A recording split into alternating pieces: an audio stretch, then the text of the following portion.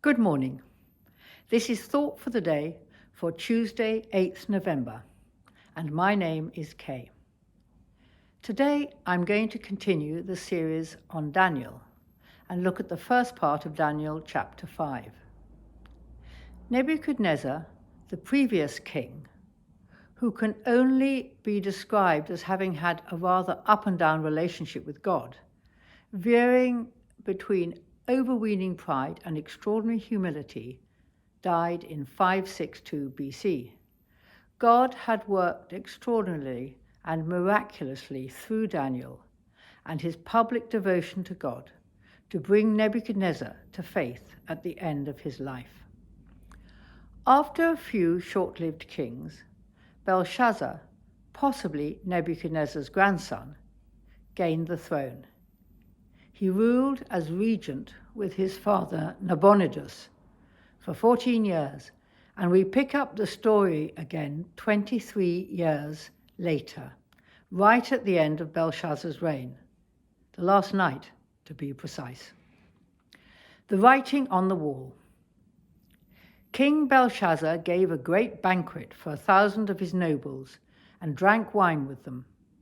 While Belshazzar was drinking his wine, he gave orders to bring in the gold and silver goblets that Nebuchadnezzar, his father, had taken from the temple in Jerusalem, so that the king and his nobles, his wives and his concubines might drink from them.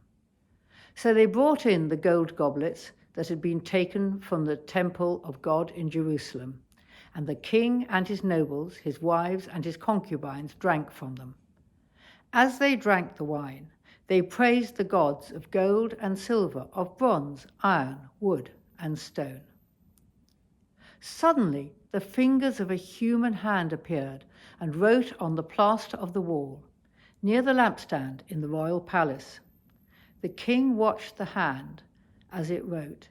His face turned pale, and he was so frightened that his legs became weak and his knees were knocking. The king summoned the enchanters, astrologers, and diviners.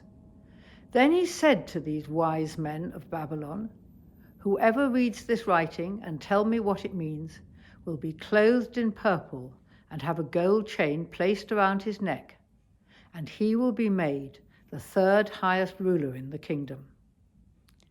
Then all the king's wise men came in, but they could not read the writing or tell the king what it meant. So King Belshazzar became even more terrified, and his face grew more pale.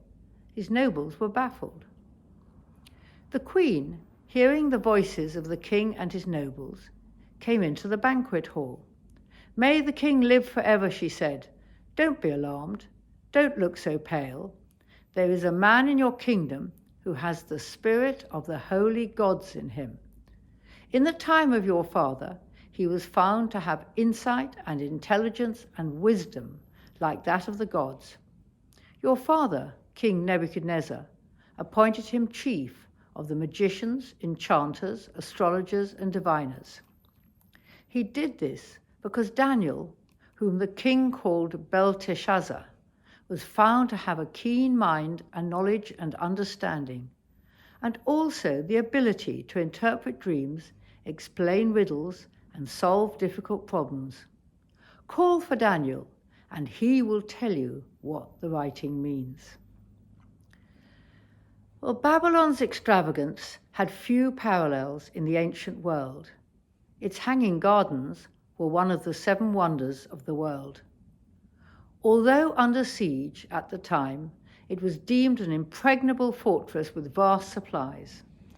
So Belshazzar held a sumptuous banquet, during which he defiled the sacred Jewish goblets stolen from the Temple of Jerusalem, and blasphemed the Lord as the meal degenerated into a drunken orgy.